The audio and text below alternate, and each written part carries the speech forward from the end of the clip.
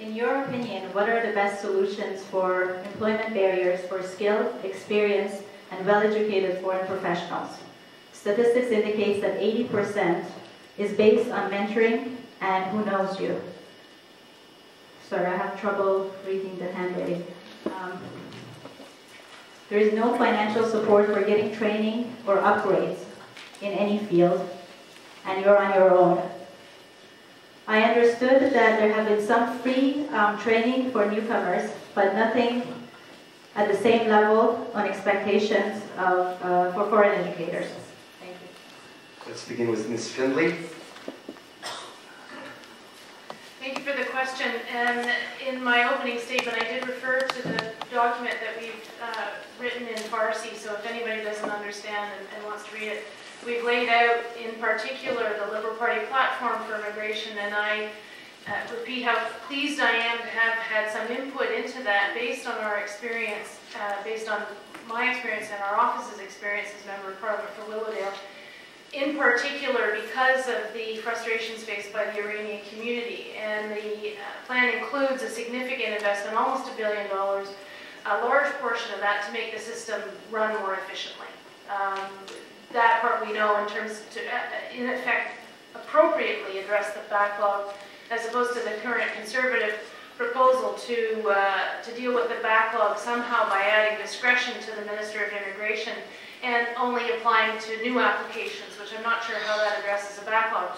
But in any event, our plan, significant investment to deal with the backlog, but in particular for people wanting to get involved in the workforce. We know that there are challenges with respect to foreign credentials, and a very significant amount of work, not only with the governments, the provincial and municipal governments, but also with the organizations, the professional organizations that issue the credentials. So that's one. We do know that mentorships and apprenticeships are a significant barrier as well, and there's a significant part in our immigration platform to provide funding specifically for mentorships and greater level of involvement in the workplace to establish that full qualification. But also we have found that even in situations where credentials are there, that there remain significant language barriers. And so that even if somebody has the accreditation, it's hard to get fully into the workforce because of language barrier. And I'm very pleased to say, based on my experience, that that also is a significant part of the platform, significant investment in additional language training. We want every new Canadian to be able to provide fully for his or her family, and our economy needs that as well. So thank you very much. Thank you. Mr. Wilford. Mr. Chairman, first of all, part of the Liberal program is the Bridge to Work program of $200 million to invest directly to deal with the issue of foreign credentials, particularly for doctors and other professionals, and obviously to help integrate new Canadians into the workforce faster through mentorship and internships as well. But one of the difficulties, and I'm glad my friend Mr. Moridi is here, because we have a problem with people who live in this country, who are born in this country, who move from British Columbia to Ontario as a teacher and have to have their credentials reevaluated. If I'm a mechanic in New Brunswick and I go to Alberta, I have to try the test all over again.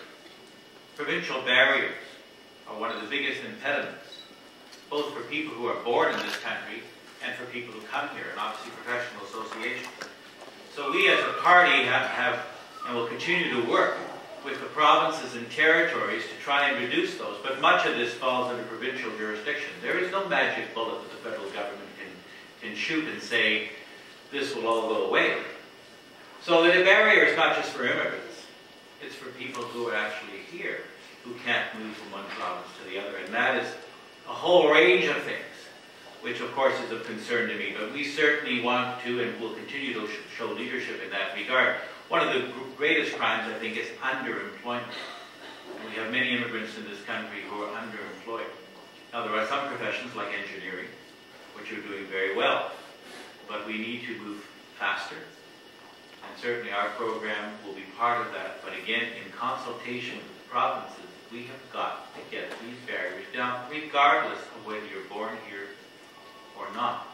Because I assume a Ford is a Ford is a Ford. If I move from Alberta to New Brunswick, it's still the same car, so I don't know why I have to be retested. Thank you, Ms. Because people come here to fulfill their dream, to unleash their potential, to help our country and themselves and their families with that expectation. It's also tremendously intrinsic to our economic prosperity and viability when you consider that in the next 5 years, 100% of our labor market force growth will depend on immigration. And so the programs that have been mentioned by my colleagues to enhance language training, to bridge to work, become extremely pivotal, but also for the first time to give direct financial assistance. This is extremely important and bodes very, very well.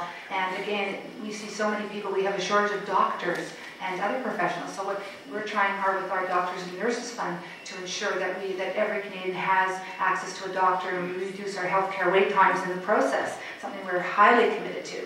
So this is something that will benefit us on multiple levels, as well as those who come here with that expectation and continue to grow our country. Because I know my grandparents came here, my parents, and why this country is so successful is due to the tremendous hard work ethic and talents of our new immigrants. And it is a shame if we cannot ensure that they can be successful. So it's not enough just to bring in more skilled immigrants, as we are planning to, and we will in a new Liberal government, but also to ensure that they are succeeding. And if they succeed, Canada will succeed. Certificates and credentials, that kind of falls into my professional territory. I've been involved with financial certificates and licenses. Also, I'm running a high school. I know how most of our credentials, when you come to Ontario, they want you to, even from anywhere in Canada, you have to get them re-evaluated. The other day, I was joking with someone. I said, what if they think of re-evaluating your marriage certificate? That would be a terrible thing. But anyways, this has been getting worse and worse. They are coming up with new ideas. For whatever you're doing, plumbing, whatever, you come here, you have to get it re-evaluated. Let alone things like, doctors or engineers. And all this has been getting worse and worse the last 6-7 years I've been involved with this field. Thank you. Thank you very much. Mr. Leon, would you like to speak for 30 seconds to a minute on that topic? Yes, with my pleasure. Thank you for the question. The Conservative Party has two points that we will address. One is the evaluation of foreign credentials overseas at a time that you apply for immigration. There will be an organization set up within our borders that will speak to the College of Physicians, Surgeons and Physicians, or the Chartered Accountant profession. We would then try to evaluate overseas universities, very much as many of our graduate schools here do the same evaluation before we allow graduate students to come to Canada.